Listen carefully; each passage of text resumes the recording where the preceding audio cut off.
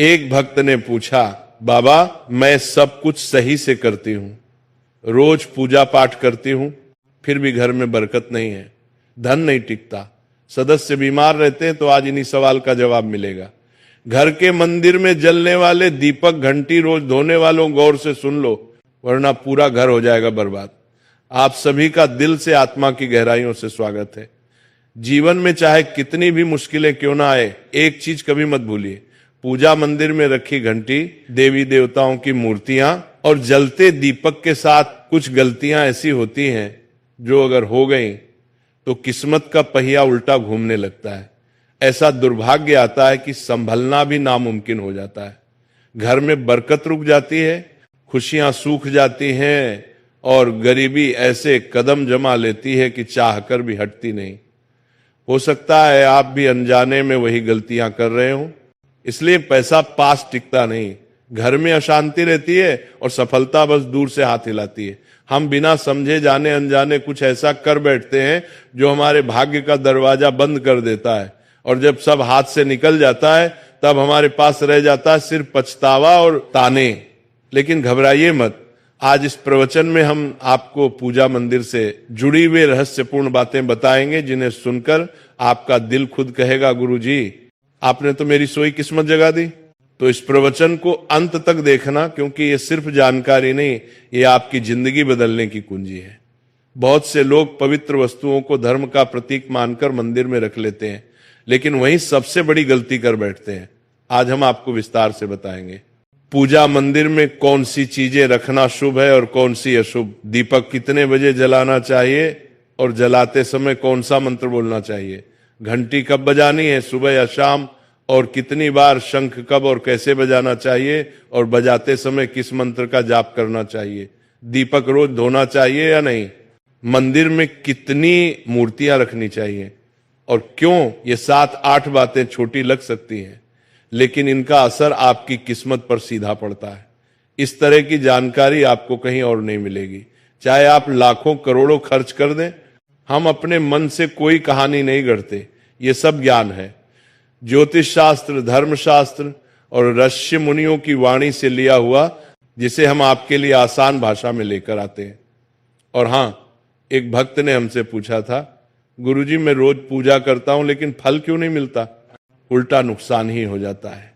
इस प्रवचन में मैं आपको इस रहस्य का भी जवाब दूंगा। पूजा हमारे जीवन का अभिन्न हिस्सा है। हर कोई किसी न किसी देवी देवता की आराधना करता है। कोई माँ दुर्गा के चरणों में शीश झुकाता है, तो कोई भगवान विष्णु के नाम का स्मरण करता है, और हाँ, उनकी पूजा का फल भी मिलता है। लेकिन क्या आप जानते हैं, छोटी छोटी अनजानी गलतियां ही उस फल को रोक देती हैं। ये गलतियां इतनी मामूली लगती है कि हम इन्हें नजरअंदाज कर देते हैं, लेकिन शास्त्रों में साफ लिखा है पूजा में पूर्ण फल पाना है, तो इन बातों का ध्यान रखना जरूरी है। आज हम बात करेंगे घर के मंदिर में दीपक और घंटी के सही उपयोग के बारे में। क्या दीपक को रोज धोना चाहिए या हफ्ते में 1-2 बार धातु का दिया हो तो कब और कैसे साफ करना चाहिए? मिट्टी के दीपक का सही समय और सही अवसर कौन से हैं? मंदिर में किस प्रकार की घंटी का उपयोग सबसे शुभ माना जाता है? घंटी कब बजानी है, कितनी बार बजानी, और क्या शाम की पूजा में घंटी बजाना उचित है? सबसे पहले बात करते हैं मिट्टी के दिए की। ये साधारण सा दिखने वाला दिया वास्तव में शुद्धता और पवित्रता का प्रतीक है। दिवाली हो, कोई धार्मिक पर्व हो या फिर कोई बड़ा अनुष्ठान, मिट्टी का दिया जलाने का अपना ही महत्व है। घर के मंदिर में या दरवाजे के पास जब इसे जलाया जाता है तो ऐसा लगता है मानो लक्ष्मी माता खुद आपके आंगन में प्रवेश कर रही हो। लेकिन ध्यान दीजिए, जब ये दिया मंदिर में रखा जाता है तो इसके नियम बदल जाते हैं। मिट्टी का दिया एक बार जलाने के बाद दोबारा मंदिर में नहीं रखना चाहिए। हर बार नया मिट्टी का दिया ही उपयोग करना शुभ माना गया है। ऐसा करने से वास्तु दोष दूर रहता है और घर में बरकत बनी रहती है। अब आगे इस प्रवचन में हम जानेंगे मंदिर की घंटी से जुड़े हुए रहस्य, जो शायद आपको पहले कभी नहीं बताए गए। अब आते हैं धातु के दियों पर। आपने देखा होगा कि लोग पीतल या तांबे के दिए इस्तेमाल करते हैं। ये न केवल सुंदर होते हैं बल्कि इनका धार्मिक महत्व भी अत्यंत गहरा है। लेकिन इन्हें सिर्फ जलाना काफी नहीं है, इनकी शुद्धि भी उतनी ही जरूरी है। इन्हें रोज धोकर खासकर गंगा जल से साफ करना चाहिए। गंगा जल से धोने पर दिया पवित्र हो जाता है और घर में सकारात्मक ऊर्जा चारों ओर फैल जाती है। अगर आप हफ्ते में केवल 1-2 बार इन्हें साफ करते हैं तो ये पूरी तरह से शुद्ध नहीं हो पाते, इसलिए इसे अपनी रोजाना की आदत बना ले। और अब आते हैं घर के मंदिर की घंटी पर। पीतल की घंटी की ध्वनि ऐसी होती है जो वातावरण की नकारात्मक ऊर्जा को तुरंत दूर कर देती है और सकारात्मकता का प्रवाह बढ़ा देती है। लेकिन इसे कभी भी दक्षिण दिशा में ना रखें, यह अशुभ माना जाता है। घंटी को हमेशा पूजा स्थल के पास या मंदिर के प्रवेश द्वार पर रखें। सबसे शुभ घंटी वह होती है जिस पर गरुड़ की नक्काशी हो, इसे गरुड़ घंटी कहते हैं और इसे अत्यंत पवित्र व फलदायक माना गया है। अब सवाल आता है, घंटी कितनी बार बजानी चाहिए? भोग लगाते समय घंटी को 5 बार बजाएं। ऐसा करने से भगवान भोग को जल्दी स्वीकार करते हैं। पूजा के दौरान घंटी को जोर जोर से या लगातार नहीं बजाना चाहिए, सिर्फ 3 बार बजाना ही उचित है। घंटी को हमेशा दाहिने हाथ से बजाएं और इसका मुख पूजा स्थल की ओर होना चाहिए। याद रखिए, घंटी को सुबह की पूजा में ही बजाना शुभ माना गया है। शाम की पूजा में घंटी बजाने से बचना चाहिए क्योंकि शास्त्रों में इसे उचित नहीं माना गया है। इन नियमों का पालन करने से आपका पूजा पाठ कई गुना अधिक फलदायक और प्रभावी हो जाएगा। यह बातें छोटी लग सकती हैं, लेकिन इनका असर आपकी किस्मत पर गहरा पड़ता है।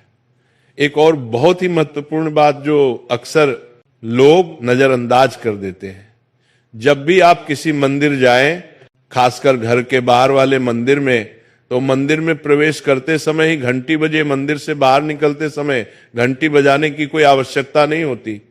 जब आप घंटी बजाते हैं तो ये सिर्फ आवाज नहीं होती, ये भगवान को दिया गया संकेत होता है, प्रभु मैं आपके द्वार पर आ चुका हूं, आपकी शरण में हूं। एक बार घंटी बजाने का मतलब है कि आपने भगवान के दरबार में प्रवेश कर लिया है और पूजा आरंभ कर रहे हैं। 2 बार घंटी बजाने का अर्थ है कि आप अपनी प्रार्थना, अपने मन की बात सीधे भगवान के समक्ष रख रहे हैं। अब हम आपको कुछ ऐसी बातें बताने जा रहे हैं जिन्हें शायद आपको कोई ना बताए, इसलिए इन बातों को ध्यान से सुनिए क्योंकि ये आपके पूजा पाठ को और भी अधिक फलदायी बना सकती है। अब आइए जानते हैं पूजा मंदिर के कुछ आवश्यक नियम। पूजा करते समय आपका मुख हमेशा पूर्व दिशा की ओर होना चाहिए। यह दिशा सबसे शुभ मानी जाती है क्योंकि यहां से सूरज की पहली किरण आती है जो सकारात्मक ऊर्जा से भरी होती है।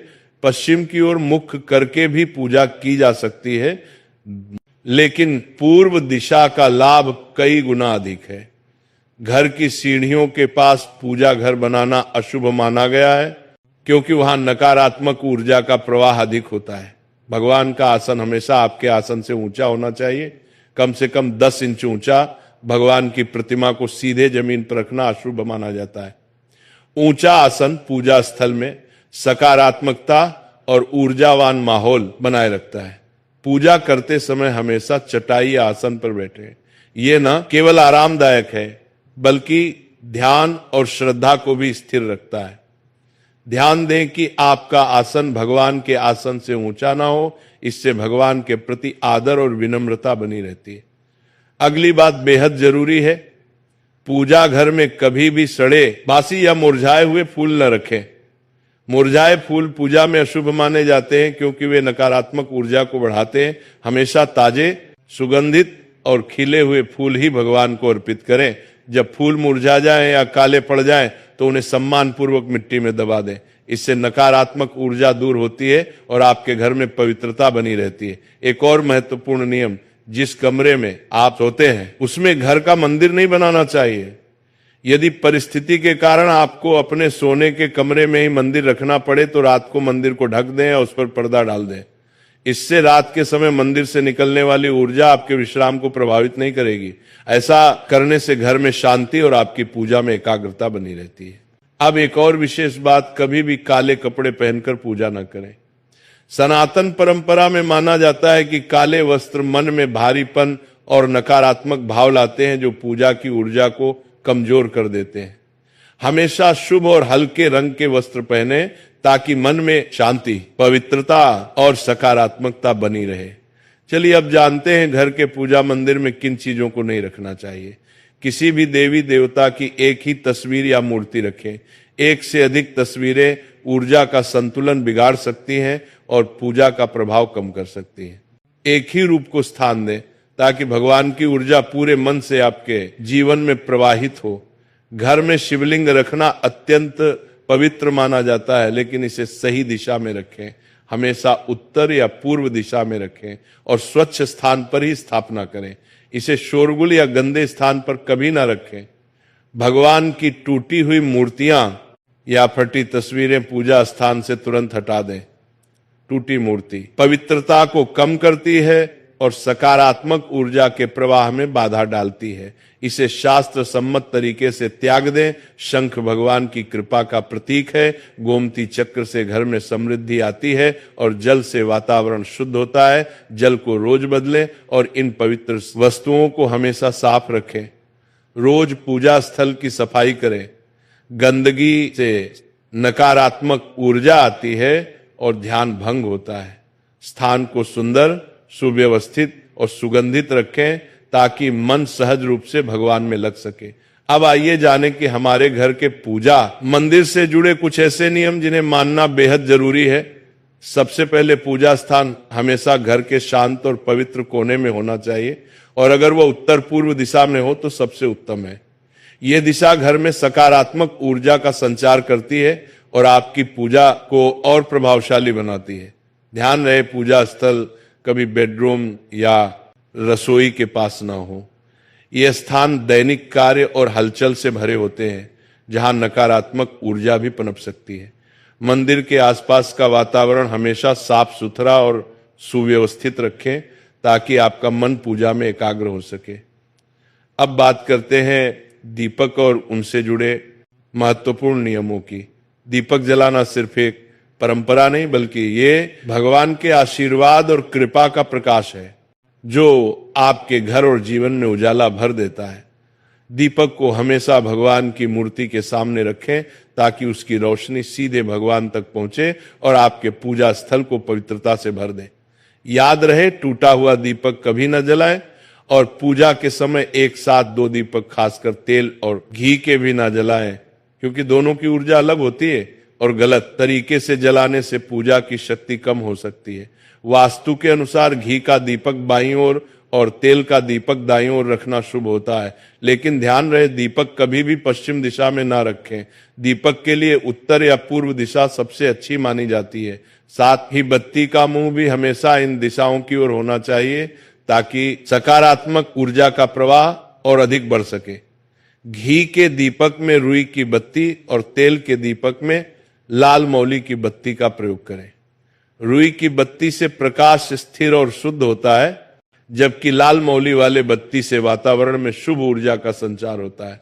नवरात्रि या विशेष अवसरों पर मां दुर्गा और मां लक्ष्मी के सामने गोल बत्ती का दीपक ना जलाए क्योंकि इसे अशुभ माना जाता है। और एक नियम याद रखें, घी का दीपक जलाने के तुरंत बाद तेल का दीपक ना जलाएं। इनके बीच थोड़ा अंतर रखें ताकि वातावरण में संतुलन और पवित्रता बनी रहे। इन छोटे छोटे नियमों का पालन न सिर्फ आपके घर में शांति और समृद्धि बनाए रखेगा बल्कि आपकी पूजा को भी अधिक फलदायी बना देगा। अब छठवीं बात ध्यान से सुनिए। दीपक हमेशा उसी समय जलाना चाहिए जब भगवान जाग रहे हों। जैसे सुबह के शांत और पवित्र समय में जब पहली किरणें धरती को छूती हैं उस समय पूजा करते हुए दीपक जलाएं। फिर शाम को आरती के समय जब दिन की थकान ढल रही हो और वातावरण शांत हो रहा हो उस समय का दीपक वातावरण को और भी पवित्र कर देता है। ये दोनों समय सिर्फ पूजा के लिए ही नहीं बल्कि ध्यान और आत्मिक ऊर्जा को महसूस करने के लिए भी सर्वश्रेष्ठ होते हैं। इन पलों में दीपक जलाने से घर में सकारात्मक ऊर्जा का प्रवाह बढ़ता है और आपका मन भी निर्मल होता है। सातवीं बात, दीपक जलाना केवल धार्मिक नियम नहीं है, वास्तुशास्त्र और ज्योतिष शास्त्र में भी इसका गहरा महत्व बताया गया है। दीपक जलाने से न केवल घर में सकारात्मक ऊर्जा का संचार होता है बल्कि हमारे जीवन के 7 चक्रों को संतुलित करता है। यह नकारात्मकता को दूर करके वातावरण को शुद्ध करता है और आपके मन को शांति प्रदान करता है। दीपक की हल्की स्थिर लौ मानो भगवान का आशीर्वाद आपके जीवन को रोशन कर रही हो। इसीलिए जब भी आप दीपक जलाएं, ऊपर बताए गए सभी नियमों का पालन जरूर करें। यही नियम आपके जीवन में भगवान की कृपा को स्थायी बनाएंगे और घर में सकारात्मकता का प्रवाह निरंतर बनाए रखेंगे। आपके रुके हुए काम, नौकरी नहीं मिल रही, आपकी शादी नहीं हो रही, आप कर्जे बढ़ते जा रहे हैं, आपकी बीमारी खत्म नहीं हो रही, शादीशुदा की समस्या है, सेहत की समस्या है, जीवन में सुख सुविधाएं खत्म होती जा रही हैं, आपके जीवन में सुख की जगह दुख बढ़ते जा रहे हैं, तो इन सब का निवारण गाय को नमक खिलाने से होता है। और ये किस तरह से खिलाना है, कौन सा नमक खिलाना है, कहाँ खिलाना है, सब जानकारी मैं आज आपको देने वाला हूं, क्योंकि ये जानकारी बहुत ही चमत्कारिक रूप से आपके जीवन में असर करने वाली है। इस प्रसंग को अंत तक जरूर सुने। तो भक्तों, आपने गाय की फोटो देखी होगी। गाय की फोटो में किस तरह से देवी देवताओं का वास दिखाया गया है, किस तरह से देवी देवता सभी के सभी गाय माता में विराजमान है। इन्हीं में ही वह शक्ति है कि आपके जीवन की अनेकों परेशानियों को दूर कर सकते हैं, क्योंकि आप डायरेक्ट देवी देवताओं से अपनी प्रार्थना लगा रहे हैं। नौकरी नहीं लग रही तो आपको क्या करना है? गाय को नमक खिलाना है। आपको संतान बाधा आ रही है, बच्चे नहीं हो पा रहे क्योंकि शादीशुदा जिंदगी में क्लेश है आपके, जिसके कारण आपकी संतान के जो होप है, आपकी जो उम्मीदें हैं, वह बढ़ती ही जा रही है। लंबा समय आपका हो गया है, जिसके कारण पारिवारिक क्लेश के कारण आपकी मैरिज नहीं हो पा रही। आपका कर्जा बढ़ता जा रहा है, कर्जे से आप उबर नहीं पा रहे हो, और साथ ही साथ आपका व्यापार, कारोबार, कामकाज डाउन होता जा रहा है। तो आपको क्या करना है? आपको खिलाना है गाय को नमक। अब नमक सबसे पहले समझिए है क्या, और गाय को देने से होगा क्या। कौन सा नमक देना है? नमक के लिए आपने गाय को देखा होगा, लोग गुड़ खिलाते हैं, लोग कुछ भी हरी चीजें इत्यादि खिलाते हैं, गाय को चारा देते हैं। ये सब देने से आपको एक आपके पुण्य कर्मों में वृद्धि होती है, आपकी इच्छा पूरी होती है, आपको एक मानसिक शांति साल भी मिलती है, क्योंकि गाय के अंदर ही वो पॉजिटिव ओरा होता है कि आप जितने मर्जी परेशान हो, गाय के पास जाते आप सब कुछ भूल जाते हो। गाय की सुंदरता, गाय की आंखें, गाय की एक जो झलक होती है, वही आपके अंदर एक पॉजिटिविटी लेकर आ जाती है।